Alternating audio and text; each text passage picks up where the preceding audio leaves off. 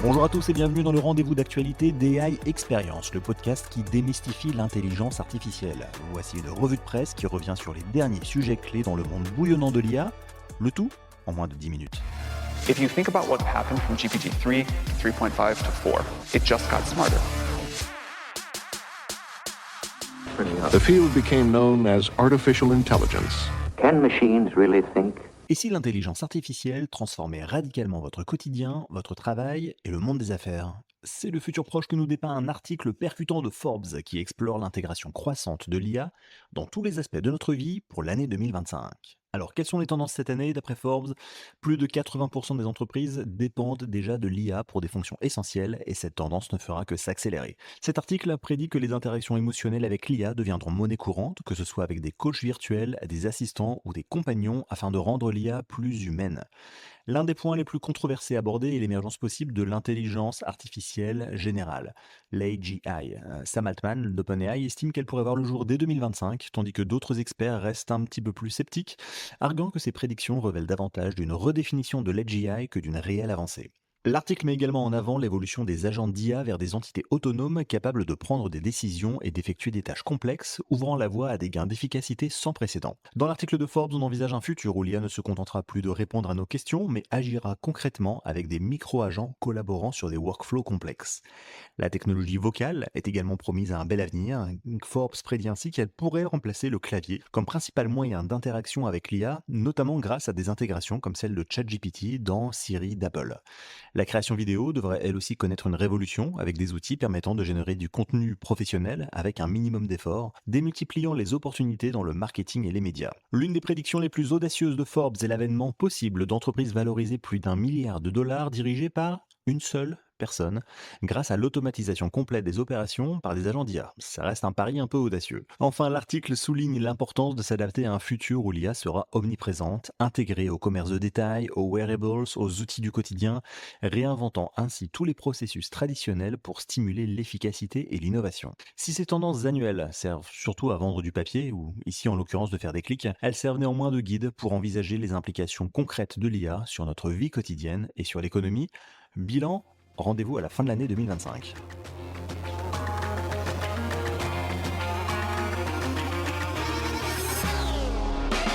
Alors que l'intelligence artificielle générative fait la une de l'actu, comment le secteur bancaire, réputé pour sa prudence, aborde-t-il cette révolution technologique? Un article du journal Le Monde nous apprend que les grands groupes bancaires français adoptent une approche plutôt prudente vis-à-vis de l'IA générative.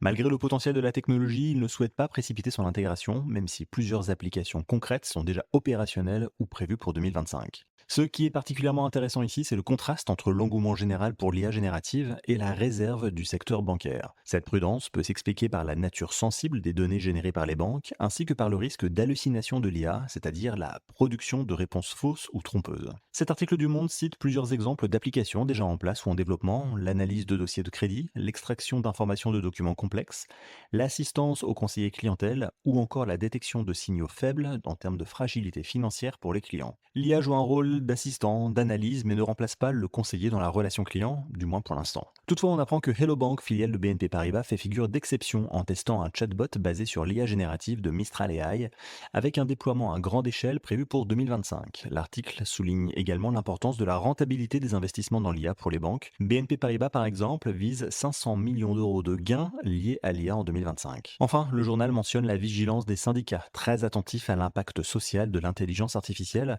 et les doutes qui subsistent quant aux gains réels que les banques pourraient en tirer. Il sera intéressant de suivre comment les banques françaises et plus largement le secteur financier vont intégrer l'IA générative dans les prochaines années. Seront-elles capables de trouver le bon équilibre entre innovation et prudence? Rendez-vous également à la fin de l'année.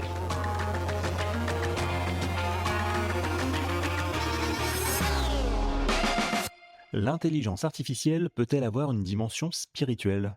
La question peut sembler saugrenue et pourtant de plus en plus de leaders religieux explorent les possibilités offertes par l'IA dans l'exercice de leur foi. Un article du New York Times paru le mois dernier se penche sur cette rencontre a priori improbable entre spiritualité et intelligence artificielle. Cet article nous plonge dans l'univers de ces religieux avant-gardistes qui utilisent l'IA pour traduire des sermons en temps réel, faire des recherches théologiques ou même écrire des prêches. On découvre notamment l'histoire d'un rabbin qui a créé un bot capable d'écrire et de prononcer un sermon à sa place avec une imitation troublante de sa propre voix. Ce qui est particulièrement particulièrement intéressant ici, c'est la manière dont l'IA est perçue et utilisée dans le contexte religieux.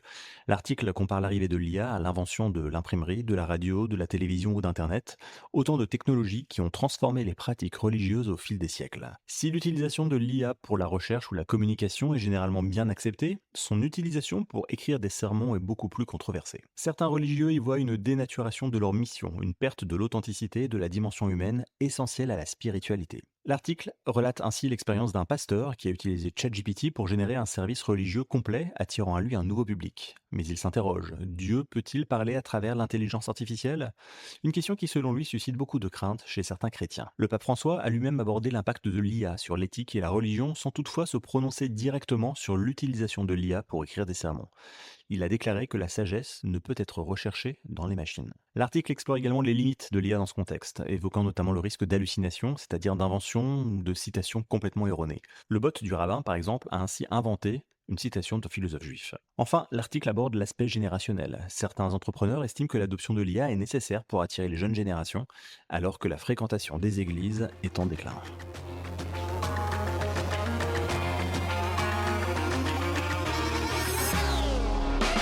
Imaginez un instant pouvoir interroger un double virtuel de Vladimir Poutine sur ses intentions en Ukraine. Ça vous paraît fou ? Et pourtant, c'est exactement ce que la CIA est en train de faire grâce à l'intelligence artificielle. Dans un article d'Uzbek Erika paru fin janvier 2025, on apprend que la CIA utilise l'intelligence artificielle d'une manière assez inattendue pour créer des doubles numériques des dirigeants mondiaux. Imaginez un chatbot qui simule la personnalité et les réactions de chefs d'État comme Vladimir Poutine ou Xi Jinping par exemple. L'idée, c'est de nourrir ces doubles numériques avec toutes les informations que la CIA possède sur ses dirigeants, que ce soit des données publiques ou des renseignements obtenus par ses agents. Ensuite, les analystes de l'agence peuvent interagir avec ces avatars, leur poser des questions et simuler des scénarios pour essayer d'anticiper leurs réactions et leurs décisions. C'est un peu comme un jeu vidéo de stratégie, sauf qu'ici les enjeux sont bien réels. La CIA espère que cet outil lui permettra de mieux comprendre les intentions des dirigeants étrangers et de prendre des décisions plus éclairées en matière de politiques étrangères. Mais ce n'est pas tout. L'article met aussi également en lumière la volonté de la CIA de se moderniser et de collaborer davantage avec le secteur privé, notamment les entreprises de la Silicon Valley. L'agence reconnaît qu'elle a besoin de l'expertise technologique de ces entreprises pour rester compétitive, notamment face à la Chine qui investit massivement dans l'IA. On assiste donc à un rapprochement stratégique entre le monde du renseignement et celui de la tech, avec des implications potentiellement importantes pour l'avenir de la géopolitique et de la sécurité internationale.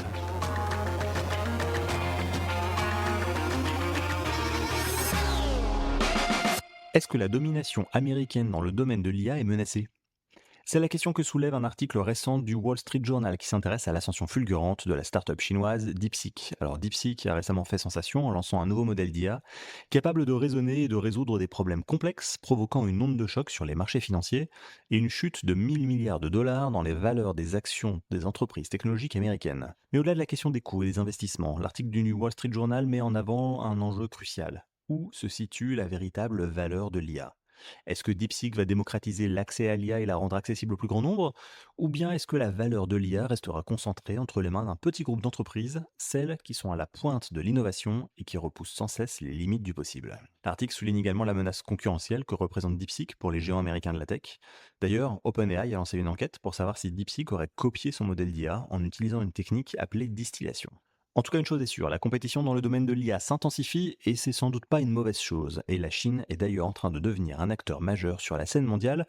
Reste une question, où sont les Européens ?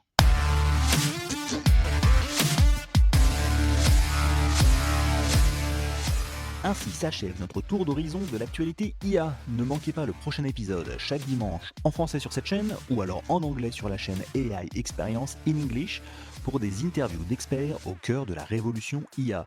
Évidemment, je compte sur vous pour 5 étoiles si l'épisode vous a plu. À très vite.